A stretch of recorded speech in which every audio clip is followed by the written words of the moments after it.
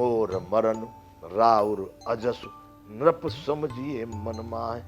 तो मेरा मरण होगा और तुम्हारी संसार में अपयश अपकीर्ति होगी। राजा अपने मन में भली बात समझ लीजिए, ये मेरा निर्णय है, निश्चय है। क्या कि होत प्रात मुनि वेश धरे जो न राम बन जाए। यदि प्रातः काल में ऋषि मुनियों का वेश धारण करके राम जी वन को नहीं गए तो राजा मेरी मृत्यु निश्चित है। और तुम अपने मन में समझ लो कि तुम्हारे सारे संसार में अपयश होगा। कैसी स्थिति रही होगी उस समय महाराज दशरथ की। अस कहे कुटिल भई उठ ठाड़ी मानो रोष तरंगिन बाढ़ी। ऐसा कहकर कुटिल के कई उठ करके खड़ी हो गई, मानो क्रोध की नदी उमड़ी हो। रोष तरंगिन नदी को कहते हैं, जिसमें तरंग उठती है उसको तरंगिन कहते हैं। मानो रोष तरंगिन बाढ़ी, रोष रूपी नदी उमड़ करके बड़ी बड़ी लहरें इसमें आने लगी। ऐसा कह करके वो कुटिल के कई खड़ी हो गई। पाप पहाड़ प्रगट भई सोई भरी क्रोध जल जाय न जोई। कहां से प्रकट हुई है बंधुओं? वह नदी पाप रूपी पहाड़ से निकली हुई है। पाप पहाड़ प्रगट भई सोई, पाप रूपी पहाड़ से प्रकट होकर के वह नदी कहां जा रही है? भरी क्रोध जल जाय न जोई, और वो क्रोध रूपी जल से भरी हुई है। ऐसी भयानक है कि जाय न जो। बंधु, हमारे गुजरात में जोयो शब्द आता है देखने के लिए। गोस्वामी जी की भाषा में सभी शब्द हैं। जोयो शब्द बहुत जगह, जोयो मतलब देखा नहीं जाता। पाप पहाड़ जाए नहीं जोई, जोई नहीं जाती मतलब देखी नहीं जाती है। ये गुजराती भाषा का शब्द है, हिंदी में भी इसको उपयोग कर लिए हैं कि पाप पहाड़ प्रगट भई सोई भरी क्रोध जल, क्रोध रूपी जल से भरी हुई है, जाए न जोई, देखी नहीं जा सकती, इतनी भयंकर वह नदी बनी हुई है। और दो बर कूल कठिन हट धारा, दोनों बर उसके किनारे हैं। दो वरदान जो मांगे भरत को, राज राम का वनवास, जो दो किनारे हैं उस नदी के, और जो उसकी कठिन हट है कैकई की, वह उसकी प्रचंड धारा है। दो बर कूल कठिन हट धारा, कठिन किसी तरह से वो आगे पीछे नहीं हो रही, ऐसी हट वाली जो कठिन हट है वह उस नदी की धारा है। और भमर कुबरी बचन प्रचारा, कुबरी ने जो उसको पढ़ाया था वही बातें उसके दिमाग में घुस हुई हैं कि कौशल्या करवा रही है, राम करवा रहे। वह जो के कुबरी ने जो वचन कहे थे वही उस नदी में पड़ने वाले भंवर हैं। भंवर कहते बंधुओं जिसमें कोई व्यक्ति अगर एक बार फंस जाए तो निकल नहीं पाता, अंदर कोई चला जाता है, गोल गोल पानी घूमता है, उसको भंवर कहा गया है। तो वो कुबरी मंत्रा के वचनों की प्रेरणा ही उसके भंवर है। उस नदी के कौन से?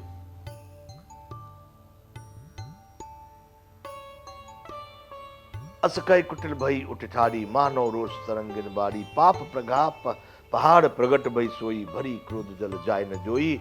दो बर कूल कठिन हट धारा भंवर कुबरी वचन प्रचारा।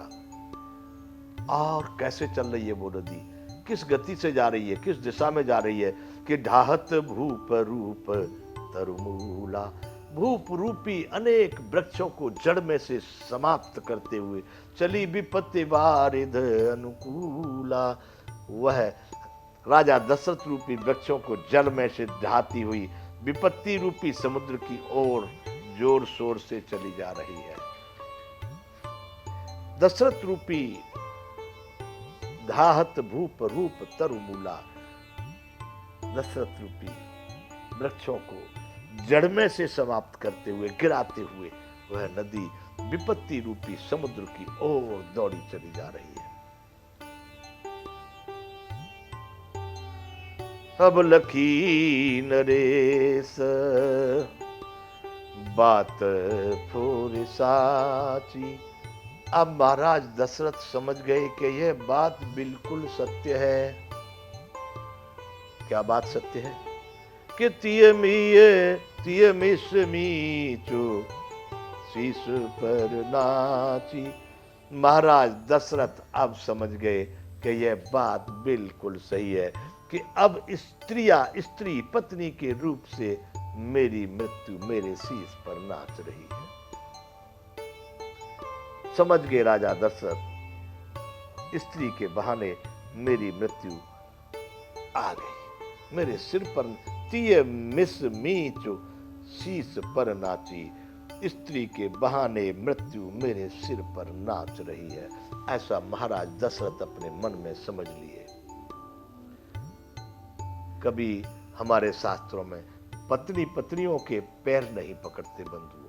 आज भी जहां अच्छे घर हैं तो वहां पर पति कई आपत्ति विपत्ति में पैर दबा भी दे, कोई बीमार हो ऐसी स्थिति में पैर छू भी ले, पकड़ भी ले, परंतु पैर उस बहाने से स्पर्श नहीं करते जैसे चरण स्पर्श किए जाए। पत्नी के नहीं करते।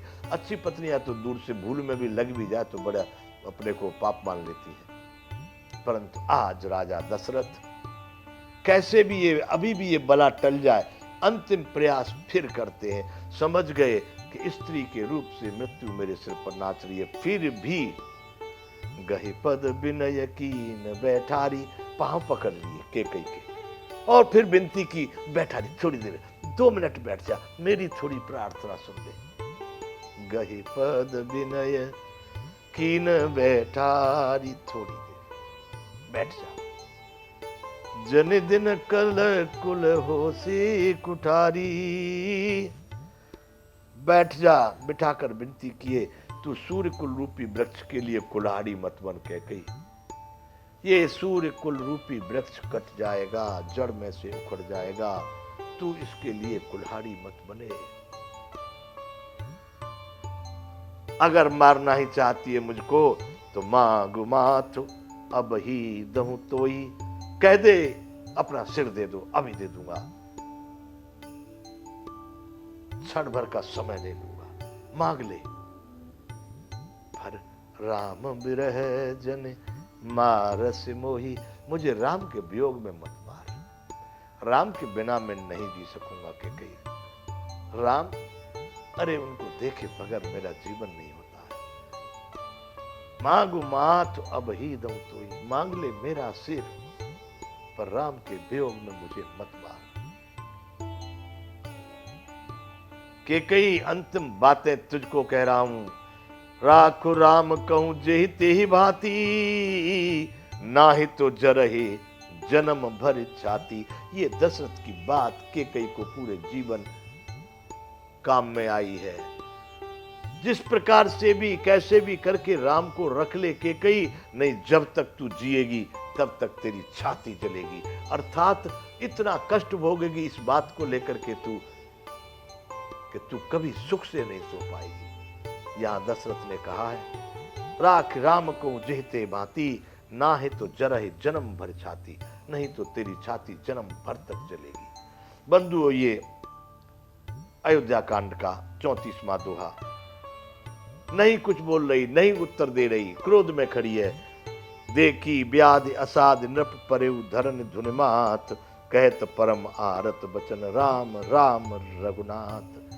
राजा ने समझ लिया ये तो असाध व्याधि है। एक बीमारी होती है ठीक होने की संभावना, असाध किसको कहते हैं कि अब ये कभी ठीक नहीं होगी।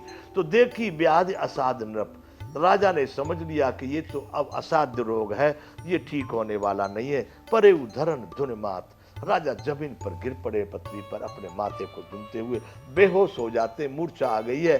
कहत राम परम आर्त बचन राम राम राम, राम की याद करके राजा पृथ्वी पर बेहोश होकर के गिर जाते हैं। हे रघुनाथ, हे राम राम राम, ऐसे दुखी परम आरत दुख से भरे हुए शब्द राम को याद करते हुए राजा दशरथ मूर्छित होकर के पृथ्वी पर गिर जाते। बंधुओं, आज राजा दशरथ मूर्छा में रहेंगे। कल से और बड़ी विचित्र, बड़ी करुणामय कथा आएगी। ये अयोध्या कांड है, करुणा का बड़ा रहस्य का ये कांड है बंधुओं। अब इसमें कल प्रसंग आएगा और करुणा वाला। राम कल जा सकते हैं वन को, नहीं भी जाएं कल और रोक लिए जाएं। क्या बात है, हमको नहीं अच्छा लगता राम को वन में भेजना। ठीक है, जो हरी इच्छा। आज अब यहां पर विराम करेंगे। बोलिए श्री रामचंद्र भगवान की जय। जय विश्व बंधु।